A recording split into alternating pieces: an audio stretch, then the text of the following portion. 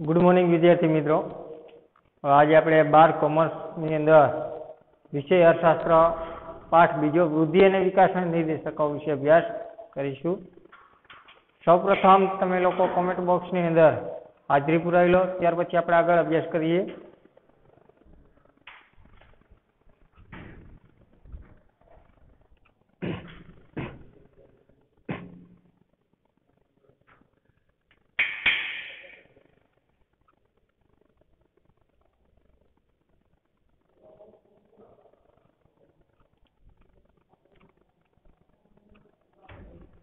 જોઈએ આપણે chapter number 2 વૃદ્ધિ અને વિકાસના નિર્દેશકોમાં તો સૌ પ્રથમ પ્રસ્તાવના એટલે કે આર્થિક વિકાસ સાધવો એ વિશ્વના દેશોનું આજે એક સૌથી મહત્વપૂર્ણ ધ્યેય છે અને તેમાં પણ બીજા વિશ્વયુદ્ધ પછી તો આર્થિક ચિંતનના કેન્દ્રબિંદુ તરીકે તેને ગણવામાં આવે કે વર્ષ 1939 થી 1944ના બીજા વિશ્વયુદ્ધ પછી દુનિયાના વિકાસમાન દેશોએ તેમની બેકારી, ગરીબી, અસમાનતા, ભૂખમરાની સમસ્યાના ઉકેલવા માટે ઝડપી આર્થિક વિકાસ ઉપર ભાર મૂક્યો અને ત્યારથી આર્થિક વિકાસ અને આર્થિક વૃદ્ધિ શબ્દ પ્રચલિત બન્યા।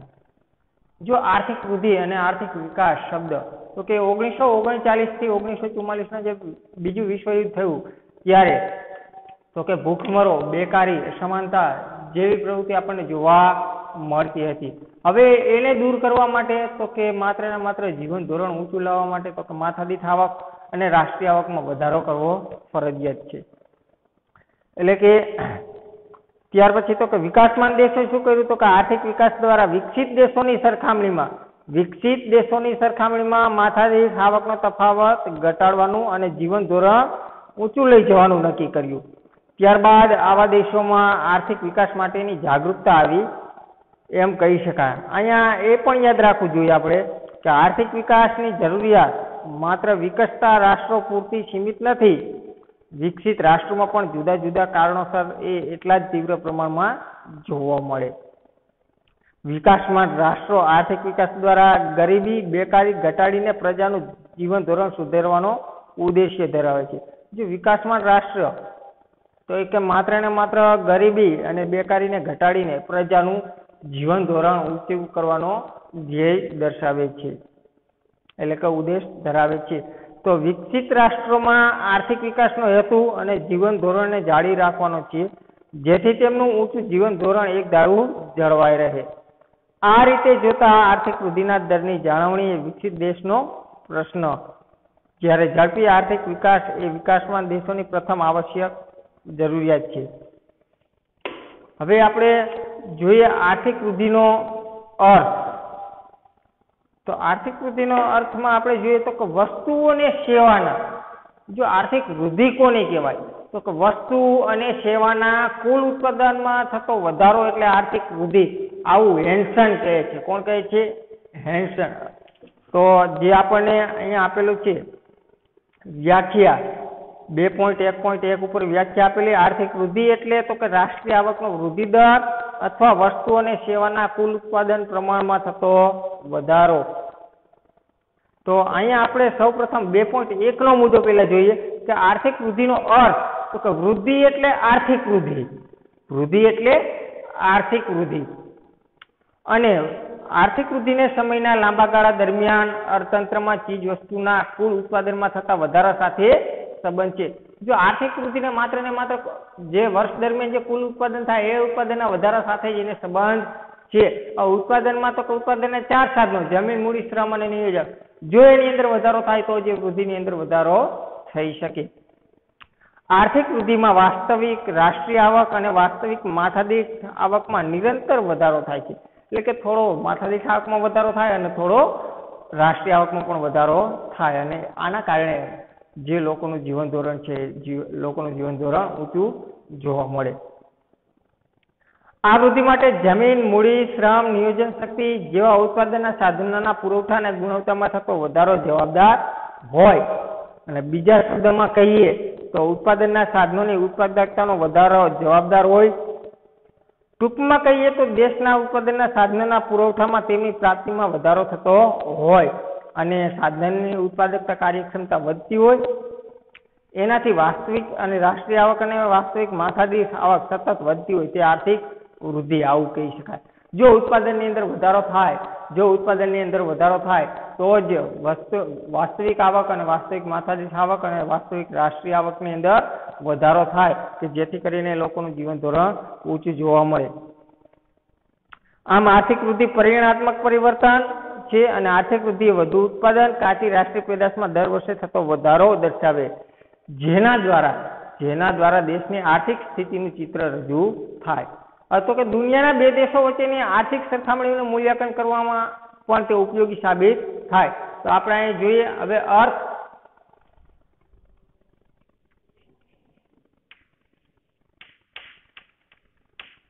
જો અર્થ અહીંયા હું ટૂંકમાં લખીશ તો કે વસ્તુ અને સેવાઓના કુલ ઉત્પાદનમાં વધારો. વસ્તુ અને સેવાઓના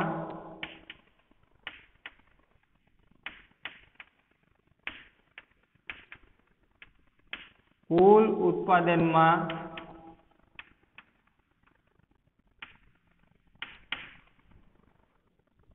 વધારો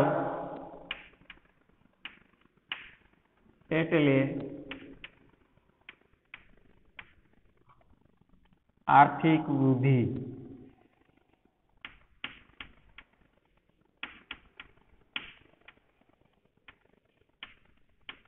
આ વ્યાખ્યા કોણ આપી તો કે હેન્સન.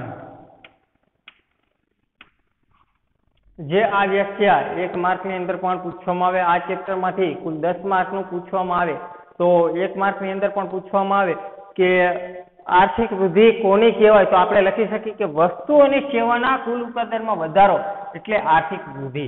તો હવે વસ્તુ જે છે વસ્તુ અને સેવાના કુલ ઉત્પાદનમાં વધારો, શું કીધું? માત્ર ને માત્ર વધારો. એટલે કે ભારત જેવો વિકાસશીલ દેશ છે એ ભારત જેવા દેશની અંદર વસ્તુમાં પણ વધારો થતો હોય અને સેવાના કુલ ઉત્પાદનના એકમમાં વધારો થતો હોય તો એને આપણે આર્થિક વૃદ્ધિ કહી શકીએ. હવે બીજી વ્યાખ્યા પ્રમાણે આપણે જોઈએ તો કે દેશની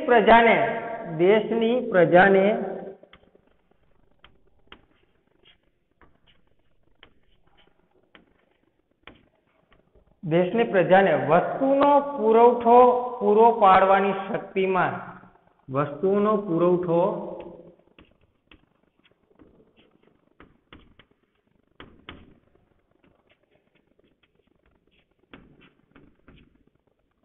પૂરો પાડવાની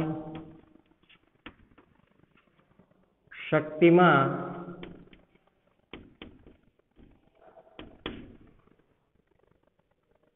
થતો સુધારો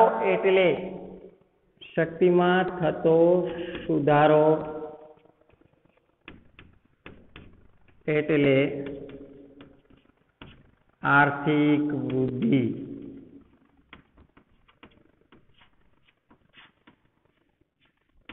હવે આ વ્યાખ્યા કોણ આપી તો કે આ વ્યાખ્યા સાયમન કુઝનેટ્સે આપેલી છે. કોણ આપેલી છે તો કે સાયમન કુઝનેટ્સ.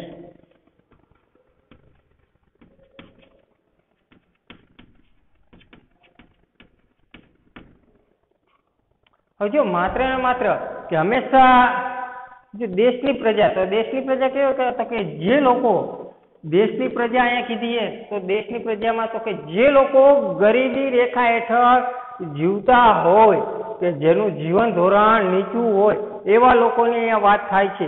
તો કે હંમેશા બધા દેશની સરકારને ચિંતા હોય કે સમયની સાથે સાથે દેશ શું કરે છે અને દેશના પરિબળોમાં લોકોની સુખાકારીમાં કેવા પરિવર્તન આવે. એ પરિવર્તન જો સતત જોતા રહેવામાં આવે તો જ ભવિષ્યના સમયમાં વિકાસ કરી શકાય. કારણ કે તો જ આપણો દેશ બીજા દેશની સરખામણીમાં આગળ રહી શકે. કેમ કે અત્યારે હરીફાઈ ઘણી જ તીવ્ર જોવા મળે છે. ફરી પાછું કે દેશની પ્રજા એટલે કે જે ગરીબી પાસા હેઠળ જે જીવતા લોકો છે એ લોકોને વસ્તુનો પુરવઠો સરકાર દ્વારા પૂરો પાડવાની શક્તિમાં થતો સુધારો એટલે આર્થિક વૃદ્ધિ. કે જેને રાહત દરે અનાજ કરિયાણા જેવી વસ્તુ એને મળી રહે, તેમજ જીવન જરૂરિયાત વસ્તુ મળી રહે, એ વસ્તુમાં થતો સુધારો કે વધારો એટલે આર્થિક વૃદ્ધિ. હવે દાખલા તરીકે દેશ, તો અવલોકન કરવા માટે આપણે આર્થિક વૃદ્ધિનું અવલોકન કરવા માટે આપણે અહીંયા જોઈએ આર્થિક વૃદ્ધિનું અવલોકન. તો અહીંયા આપણે લઈએ દેશ. હવે એ દેશની અંદર આપણે બે વસ્તુ લેવાની, કઈ? વૃદ્ધિ અને વિકાસ. તો અહીંયા આપણે લઈએ વિકાસ અને અહીંયા વૃદ્ધિ. હવે આ બંનેની અંદર આપણે જોવાનું કે કોઈ પણ દેશની વૃદ્ધિ કે વિકાસ જાણીએ, કોઈ પણ દેશની વૃદ્ધિ કે વિકાસ આપણે જાણીએ તો જ આપણને ખબર પડે કે અત્યારે અને ભવિષ્યમાં દેશની પરિસ્થિતિ કેવી હશે. જો અત્યારે આપણે દાખલા તરીકે ભારત એક વિકાસશીલ દેશ છે, જ્યારે અમેરિકાની વાત કરીએ તો અમેરિકા એક વિકાસમાં એટલે કે વિકસિત દેશ, વિકાસશીલ દેશ, વિકસિત દેશ ને અલ્પવિકસિત દેશ. કે જેમ કે દાખલા તરીકે આપણે જોઈએ અમેરિકા, તો અમેરિકા એ વિકસિત દેશ કહેવાય, જ્યારે આફ્રિકા ખંડ તો એ અલ્પવિકસિત કહેવાય, અને ભારત તો એક વિકાસશીલ દેશ છે. તો આર્થિક વૃદ્ધિનું અવલોકનમાં જે આપણે દેશ અને વૃદ્ધિ અને વિકાસની ચર્ચા કરી, તો આપણે કોઈ પણ દેશની વૃદ્ધિ અને વિકાસ જાણી શકશું તો જ આપણને ભવિષ્યમાં ખબર પડશે કે આવનારા ભવિષ્યમાં દેશની પરિસ્થિતિ કેવી હશે, અથવા વર્તમાનની પરિસ્થિતિ પણ જાણી શકાય કે વર્તમાનમાં દેશની પરિસ્થિતિ કેવી છે. હવે દાખલા તરીકે આપણે વાત કરી કે ભારત જેવો દેશ છે, તો આપણે એમ કહી છીએ કે વિકાસશીલ દેશ. હવે વિકાસશીલ તો શેના આધારે આપણે કહી શકીએ કે ભારત એ વિકાસશીલ દેશ છે? તો એવા ઘણા બધા પરિબળે કે જે દેશના વિકાસને અને વૃદ્ધિને અસર કરે. શું એવા ઘણા બધા પરિબળ છે કે જે દેશના વિકાસને અને વૃદ્ધિને અસર કરે, પણ આપણે વૃદ્ધિ અને વિકાસ બંનેના આધારે જાણી શકીએ કે દેશની પરિસ્થિતિ વર્તમાનમાં અને ભવિષ્યમાં કેવી હશે. દાખલા તરીકે આપણે જે વાત કરી અહીંયા દેશ, તો દેશમાં આપણે લખી ભારત. ભારત એ કેવો દેશ છે? તો કે વિકાસશીલ. ભારત એ વિકાસશીલ દેશ છે. હવે તો કે વૃદ્ધિ, જો વૃદ્ધિની અંદર તો કે વધારો આવશે. અત્યારે આપણે માત્ર ને માત્ર વાત શેની કરી? તો કે વૃદ્ધિની, વૃદ્ધિ અને વિકાસની. જે વિકાસ અત્યારે આપણે બાકી રાખશું, માત્ર ને માત્ર આ ઉદાહરણ તરીકે તમને આપી દઉં, જેની અંદર વૃદ્ધિમાં વધારો ક્યારે થાય? તો કે ઉત્પાદનનો વધારો ગણવામાં આવે. ઉત્પાદનના કેટલા સાધનો? 4 સાધનો. કયા? તો કે પહેલું જમીન, બીજું મૂડી, ત્રીજું શ્રમ, ચોથું નિયોજન. જો આ 4 સાધનોમાં વધારો થશે, આ 4 સાધનોનો પૂરેપૂરો ઉપયોગ થશે તો જ ઉત્પાદનની અંદર વધારો થશે, અને ઉત્પાદનની અંદર વધારો થશે તો જ રાષ્ટ્રીય આવકમાં અને માથાદીઠ આવકમાં વધારો થશે, અને તો જ દેશની પરિસ્થિતિ જાણી શકાશે. ત્યાર પછી આપણે જોઈએ હવે મર્યાદા આવે, આર્થિક વૃદ્ધિની મર્યાદા, એટલે કે આર્થિક વૃદ્ધિના ખ્યાલની મર્યાદા.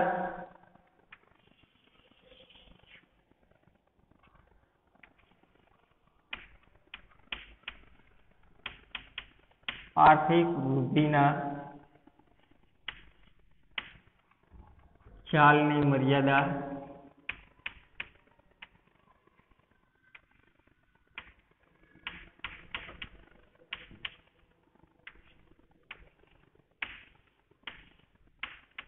જો અહીંયા હું તમને ટૂંકમાં મુદ્દા એટલા માટે ભણાવું છું કે જેથી કરીને તમને સહેલાઈથી યાદ રહી શકે. બાકી જો હમણાં હું પાઠ્યમાંથી બેઠે ભણાવીશ તો તમને પણ હાર્ડ પડશે. એટલા માટે હું પાઠ્યમાંથી ટૂંકા સ્વરૂપે તમને મુદ્દા ભણાવું છું કે જેથી કરીને તમને યાદ રાખવામાં સરળ રહે. હવે મર્યાદા છે, તો એમાં મર્યાદામાં જો પેલો પોઈન્ટ તમે જુઓ કે આર્થિક વૃદ્ધિમાં માત્ર પરિમાણાત્મક પરિવર્તનો જ ધ્યાનમાં લેવાય છે, જેની અંદર ગુણાત્મક પરિવર્તન ધ્યાનમાં લેવાતું નથી કે માત્ર ને માત્ર જે જીવન ધોરણ છે એ જીવન ધોરણમાં સુધારો થતો હોય તો એ આમાં ધ્યાનમાં લેવામાં આવતું નથી. માત્ર ને માત્ર જે ઉત્પાદનમાં વધારો થાય, જે સંખ્યામાં વધારો થાય એ જ વસ્તુ આર્થિક વૃદ્ધિમાં ધ્યાનમાં લેવામાં આવે. તો પહેલો મુદ્દો આપણે લખી કે માત્ર પરિમાણાત્મક પરિવર્તનમાં વધારો. મુદ્દો પહેલો, માત્ર પરિમાણાત્મક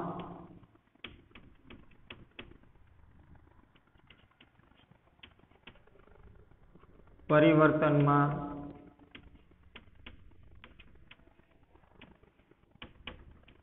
વધારો.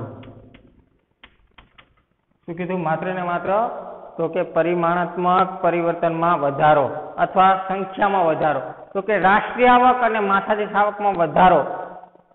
જેમ કે આપણે જોઈએ પરિમાણાત્મક વધારામાં શું થાય? તો કે દાખલા તરીકે આપણે જોઈએ રાષ્ટ્રીય આવક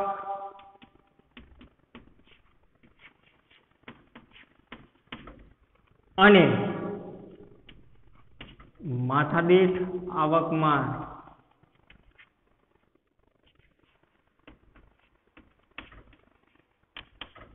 થતો વધારો.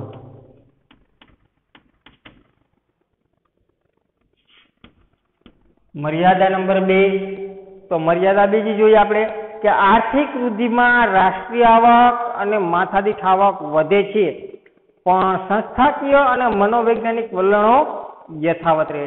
જો બીજા મર્યાદાની અંદર કીધું કે માત્ર ને માત્ર રાષ્ટ્રીય આવક અને માથાદીઠ આવક વધે પણ સંસ્થાકીય અને મનોવૈજ્ઞાનિક વલણો યથાવત રહે. તો આપણે જોઈએ કે દેશમાં ઘણી બધી સંસ્થા છે. સંસ્થાકીય વલણ કીધું એટલે કે આપણે જોઈએ ઉદાહરણ તો કે દેશમાં ઘણી બધી સંસ્થા છે પણ દેશમાં ઘણા બધા વૈજ્ઞાનિકો છે, લોકો છે. આ બધા લોકો શું વિચારે? તો કે આ બધા લોકોની માનસિકતામાં અને સરકારની વિચારવાની શક્તિમાં, આ જે લોકો વિચારે છે એ લોકોની વિચારવાની શક્તિમાં અને સરકારની વિચારવાની શક્તિમાં તથા સરકારની યોજનામાં, નીતિમાં, અંદાજપત્રમાં શું શું પરિવર્તન આવે, આ બધું આર્થિક વૃદ્ધિની મદદથી જાણી શકાતું નથી. માત્ર ને માત્ર આર્થિક વિકાસની મદદથી જાણી શકાતું નથી. અથવા તો એ પણ કહી શકાય કે એના મદદથી આપણે જોઈ શકાતા પણ નથી કે કેટલો સુધારો વધારો થઈ શકે. પણ માત્ર ને માત્ર સંખ્યા દર્શાવે, ગુણવત્તા દર્શાવતું નથી. એક વસ્તુ યાદ રાખવાની કે માત્ર ને માત્ર સંખ્યામાં થતો વધારો દર્શાવે, એ ગુણવત્તા દર્શાવતું નથી. તો અહીંયા આપણે મુદ્દો લખી શકીએ ટૂંકમાં લખીશ સંસ્થાકીય અને મનોવૈજ્ઞાનિક વલણો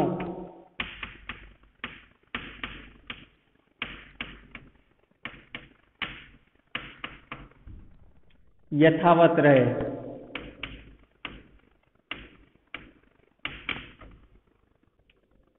મુદ્દા નંબર 3, તો ત્રીજી મર્યાદા આપણે જોઈએ આર્થિક વૃદ્ધિનો ખ્યાલ મર્યાદિત છે. તે માત્ર ઉત્પાદનમાં થતો વધારો અને વધારાનું પ્રમાણ દર્શાવે છે. જો મર્યાદિત ખ્યાલ કીધો તો અહીંયા આપણે મુદ્દો લખી ટૂંકમાં મર્યાદિત ખ્યાલ.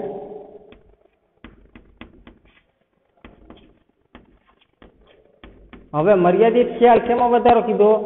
તો કે ઉત્પાદનમાં વધારો.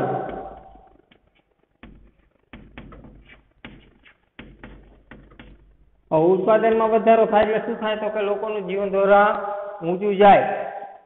હવે શું સુધારો આવે તો કે પરિવર્તન ધ્યાનમાં લે. માત્ર ને માત્ર પરિવર્તન જ થાય તો એ પરિવર્તન જ ધ્યાનમાં લે છે કે જેમ કે ઉત્પાદન ને ઉદ્યોગ સાથે સંકળાયેલો છે. જો મર્યાદિત ખ્યાલ શેના સાથે સંકળાયેલો છે? તો કે ઉત્પાદન અને ઉદ્યોગ સાથે સંકળાયેલો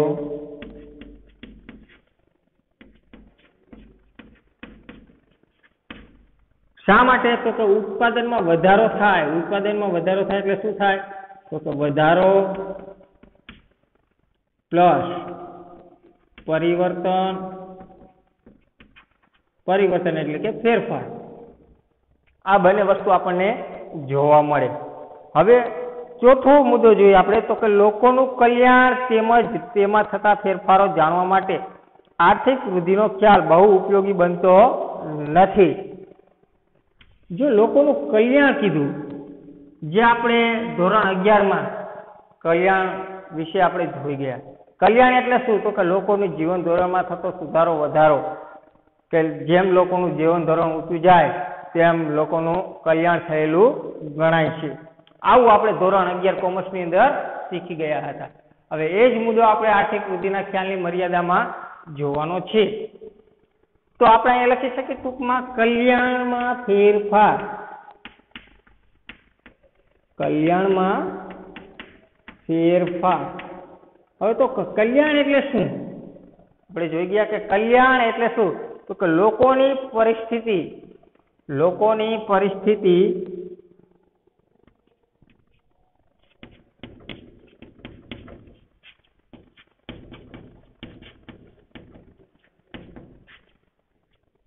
અથવા સુખાકારીમાં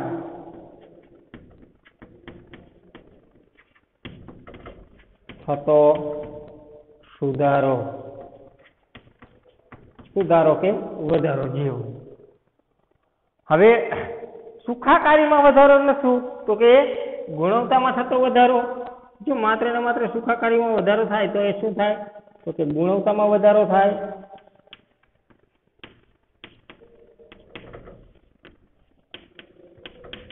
હવે તો કે જે આપણે જોયું મુદ્દા નંબર 3, મર્યાદિત ખ્યાલ ક્યારે કીધું? તો કે ઉત્પાદનમાં વધારો થાય. ઉત્પાદનમાં વધારો ક્યારે થાય? તો કે 4 સાધનો સમયપૂર્વક કામ કરતા હોય, ઉત્પાદન ને ઉદ્યોગ સાથે જ સંકળાયેલો છે. માત્ર ને માત્ર શું કીધું? કે ત્રીજો ખ્યાલ છે ઉત્પાદન ને ઉદ્યોગ સાથે જ સંકળાયેલો છે. વધારો અને પરિવર્તન. તો કે જ્યારે જમીન, મૂડી, શ્રમ ને નિયોજક ઉત્પાદન ચારેય સાધનો કામ કરતા હોય અને એના દ્વારા આપણને જે આવક મળતી હોય એ આવકથી લોકોની પરિસ્થિતિ અથવા સુખાકારીમાં સુધારો થતો હોય તો જ ચોથો મુદ્દો આવે કે કલ્યાણમાં ફેરફાર થઈ શકે. દાખલા તરીકે આપણે 15,000 રૂપિયા કમાતો હોય, 15,000 રૂપિયામાં જે કાંઈ ઘર ખર્ચ નીકળતો હોય તો એ 15ના ડબલ આપણે 30,000 કમાય તો આપણે એમ કહી શકાય કે આપણી પરિસ્થિતિ થોડીક સુધરી, એટલે કે આપણા સુખાકારીમાં થોડોક સુધારો થયેલો આમ ગણાય. તો અહીંયા આપણી મર્યાદા પણ પૂરી થાય. ત્યાર પછી હવે આપણે આવે છે વિકાસ. આર્થિક વિકાસનો અર્થ. તો આર્થિક વિકાસનો અર્થ એ આપણે આગળના મુદ્દામાં અભ્યાસ કરીશું. તો અહીંયા આપણે આપણો આ લેક્ચર કન્ટિન્યુ જ રાખવાનો છે. આર્થિક વૃદ્ધિના ખ્યાલની મર્યાદા, આર્થિક વૃદ્ધિનો અર્થ, આ બંને તમારે પાકી નોટ તો નહીં જ બનાવવાની તો છે જ નહીં આપણે, પણ આ મુદ્દા તમારે અત્યારે બુક બનાવવી પડશે કે આ જે મુદ્દા લખાવું છું એ મુદ્દા તમારે પાઠની હારોહાર લખવાના રહેશે. તો હવે આપણે ત્રીજો મુદ્દો લઈએ, 2.2 નો મુદ્દો લઈએ, આર્થિક વિકાસનો અર્થ.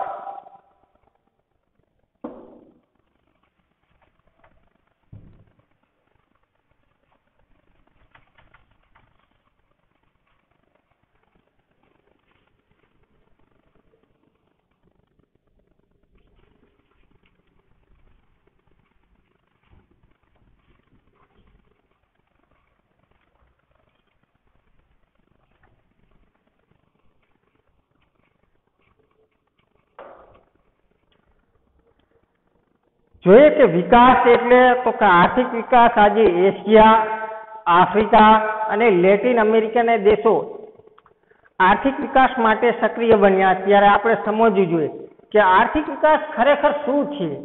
આપણે જોઈએ કે આર્થિક વિકાસ એટલે શું, તો હવે આપણે એ જ સમજવાનું છે કે આર્થિક વિકાસ શું છે. આર્થિક વિકાસ એક પ્રક્રિયા છે, સતત ચાલતી પ્રક્રિયા છે. આર્થિક સુખાકારી પ્રાપ્ત કરવાનું સાધન છે. તેથી આર્થિક વિકાસ શબ્દનો વ્યાપ એટલો મોટો છે કે આર્થિક વિકાસમાં આર્થિક વૃદ્ધિ, આર્થિક સુખાકારી અને આર્થિક પ્રગતિ પણ સમાઈ જાય છે. હવે આપણે એની વ્યાખ્યા જોવાની છે. તો આપણે આર્થિક વિકાસની વ્યાખ્યા જોઈએ.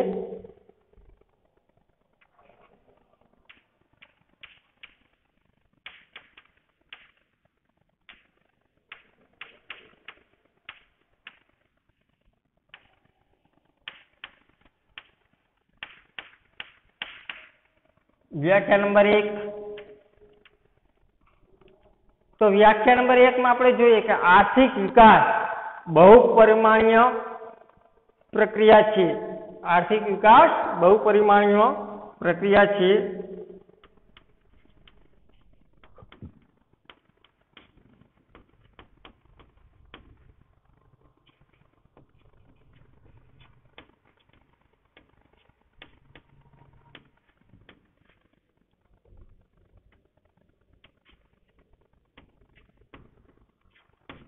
जो मुद्दा हूँ आ पाठनी अंदर वारंवार न कहेवुं पड़े, मुद्दा अत्यारे हूँ टूंकमां लखावुं छुं कि जेथी करीने तमने सरळताथी समजाई रही.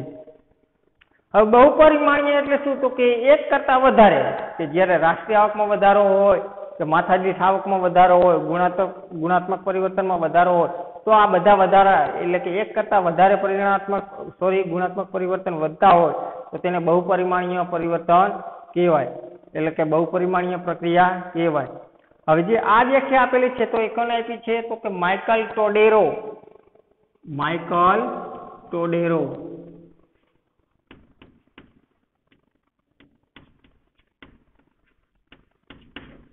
વ્યાખ્યા નંબર 2.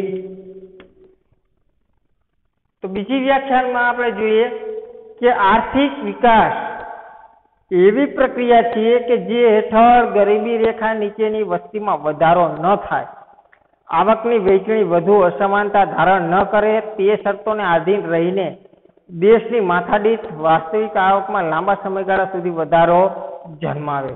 તો આપણે ટૂંકમાં લઈ શકીએ કે ઉત્પાદનના વધારા સાથે લોકોની આવકમાં વધારો અને જીવન ધોરણમાં પણ વધે તેને કહી શકાય. એટલે કે ઉત્પાદનના વધારા સાથે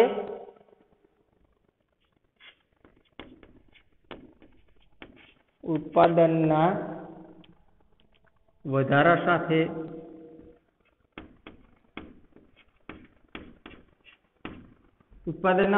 સાથે લોકોની આવકમાં વધારો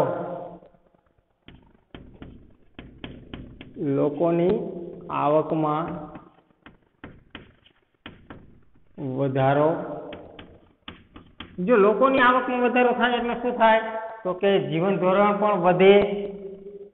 લોકોની આવકમાં વધારો, તેથી જીવન ધોરણ પણ વધે, તેને આર્થિક વિકાસ કહેવાય.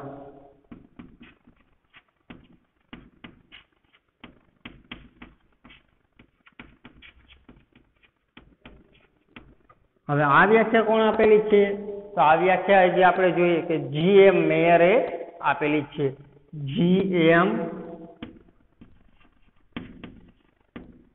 મેયર. વ્યાખ્યા નંબર 3. તો 3 માં આપણે જોઈએ કે વસ્તી સ્થિર હોય કે સતત વધતી હોય, પરંતુ ઉત્પાદનના સાધનો તથા ઉત્પાદનની રીતમાં ફેરફાર જન્માવતી એવી પ્રક્રિયા છે કે જેને લીધે માથાદીઠ આવકમાં સતત વધારો થતો હોય અને લોકોનું જીવન ધોરણ ઊંચું જતું હોય તો દેશનો આર્થિક વિકાસ થઈ રહ્યો છે તેમ કહેવાય. જો વસ્તી સ્થિર હોય અને સતત વધતી હોય, પણ કહેવાનો પ્રક્રિયા શું હોય? તો કે ઉત્પાદનની રીતમાં ફેરફાર જન્માવતી એવી પ્રક્રિયા કે જેના લીધે માથાદીઠ આવકમાં, જો વસ્તી વધી એટલે માથાદીઠ આવકમાં સતત વધારો થાય અને લોકોનું જીવન ધોરણ ઊંચું જતું હોય તો આપણે શું કહી શકીએ? કે આ દેશનો આર્થિક વિકાસ થઈ રહ્યો છે તેમ કહી શકાય. તો આપણે ટૂંકમાં લખીએ આર્થિક વિકાસ. આર્થિક વિકાસ કોને કહેવાય? તો કે વૃદ્ધિ પ્લસ પરિવર્તન. વૃદ્ધિ પ્લસ પરિવર્તન એટલે સુધારો વધારો ને વૃદ્ધિ આપણે અગાઉ જોઈ ગયા. પરિવર્તન કેવું? તો કે ગુણાત્મક હોવું જોઈએ, સંખ્યાત્મક હોવું ન જોઈએ, માત્ર ને માત્ર ગુણાત્મક, એટલે કે લોકોના જીવન ધોરણમાં સુધારો થતો હોય એવું. હવે આ કેને વ્યાખ્યા આપેલી છે? તો કે મેકલપ.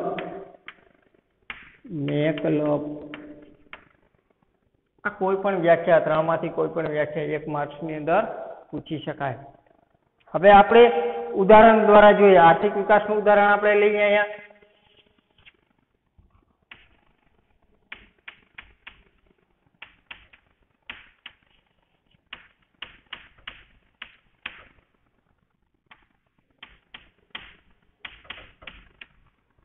જો અહીંયા આપણે ઉદાહરણ લીધું તો કે વિશ્વના દેશો, માત્ર ને માત્ર આપણે શું કીધું, વિશ્વના દેશો.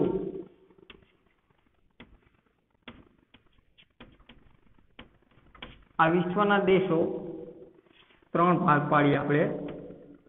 હવે અહીંયા આપણે પહેલા લખી અમેરિકા. શું લખી? અમેરિકા. અહીંયા દર્શાવી આફ્રિકા,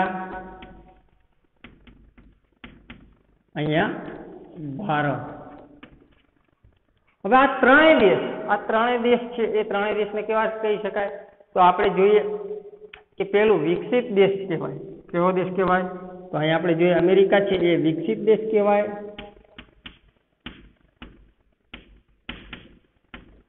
આફ્રિકા તો કે અલ્પ વિકસિત.